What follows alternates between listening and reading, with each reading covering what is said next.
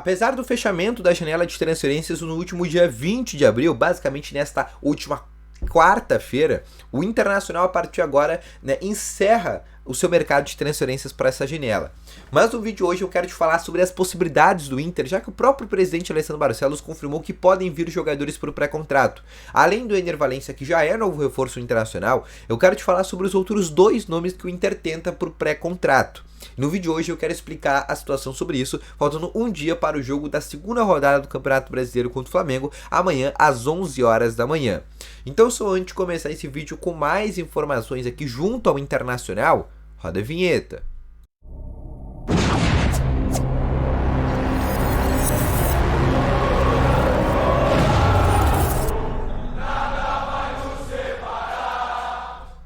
Bom dia, Colorado, sejam muito bem-vindos e no vídeo de hoje eu quero te trazer mais informações aqui sobre o Internacional. E só antes de começar esse vídeo, eu peço para te deixar o teu gostei, te inscrever nesse canal e ativar também o sininho de notificações.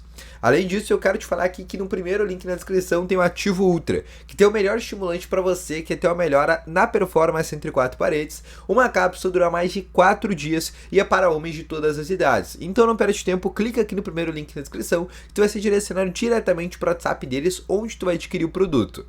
Vamos começar então aqui com as principais informações do Internacional no dia de hoje, aqui neste sábado por volta às 11h45 da manhã, e eu quero te atualizar aqui com as informações do Colorado antes do jogo contra o Flamengo amanhã por volta das 11 horas da manhã, com uma expectativa de 45 mil torcedores.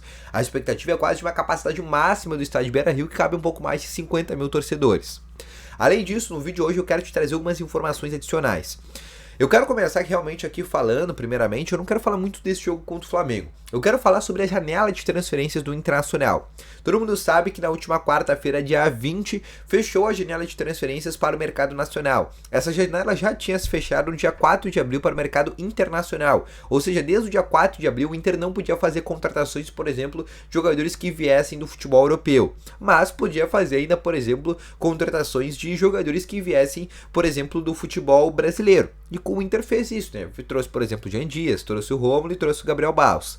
Mas agora, no dia 20, essa janela se encerrou. O Internacional, nessa janela de transferências, fez ao todo 10 contratações, que foram elas as últimas 3 que eu te falei, no caso o Rômulo, o Jean Dias e o Gabriel Barros, o Charles Arangues e também o Gustavo Campanharo, além das outras 5 anteriores, que no caso foi o Gabriel Baralhas, o John, o Mário Fernandes, que esse inclusive já deixou o Internacional, o Nico Hernandes, que foi um jogador que, por exemplo, que ainda não estreou no Colorado, e o Luiz Adriano.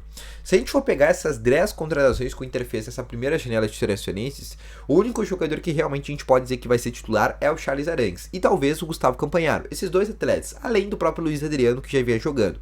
Os outros 7, inclusive um já deixou o Internacional, como falei anteriormente, os outros 6, então, basicamente vão ser jogadores para compor elenco, vão ser jogadores realmente para compor, né, o banco de reservas do Internacional. Pelo menos essa é a tendência de momento. O John sim tem uma possibilidade de se tornar titular.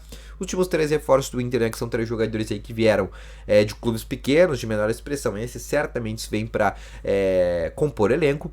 O Nico Hernandes é um nome que sequer estreou no Internacional, então a gente não sabe realmente a capacidade desse atleta.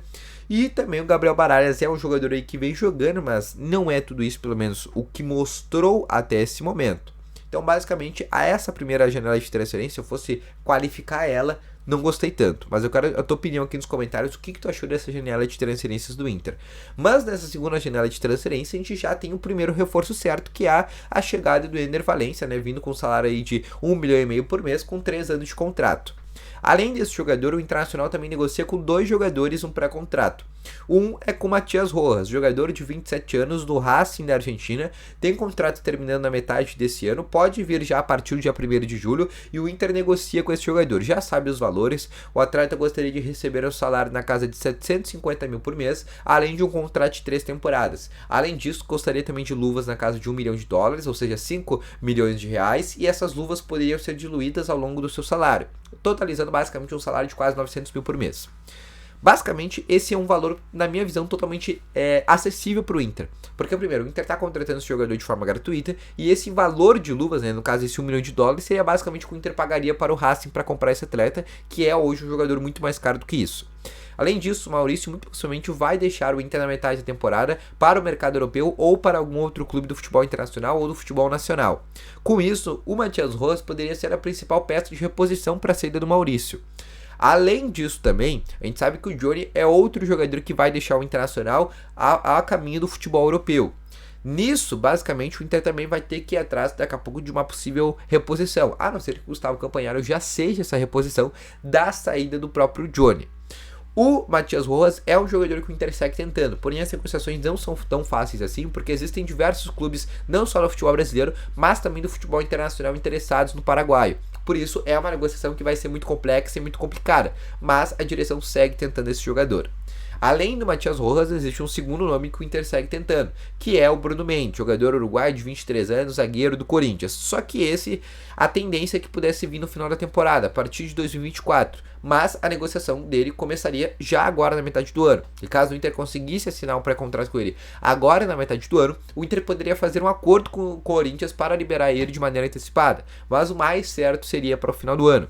Essa é uma negociação em relação ao Matias Rojas um pouco mais fácil, porque o Bruno Mendes já é um jogador identificado com o Internacional, quer voltar ao Inter, então a vontade do atleta o Inter já tem. Só falta realmente negociar os valores junto ao empresário, que é o Rodrigo Lopes, que é o empresário que agencia a carreira do Bruno Mendes aqui no futebol brasileiro. Além disso, né, o Inter só tem um concorrente, que é o próprio Corinthians, que tenta nesse momento renovar com esse jogador. Vocês vão perguntar certamente aqui nos comentários: e o Rames Rodrigues, existe alguma possibilidade? Não. Inclusive, tem um time no futebol brasileiro que está negociando com o Rames Rodrigues, que é o Botafogo. O Botafogo tem negociações já com o colombiano, inclusive ofereceria um salário de 2 milhões por mês para contar com o Rames Rodrigues a partir da metade da temporada.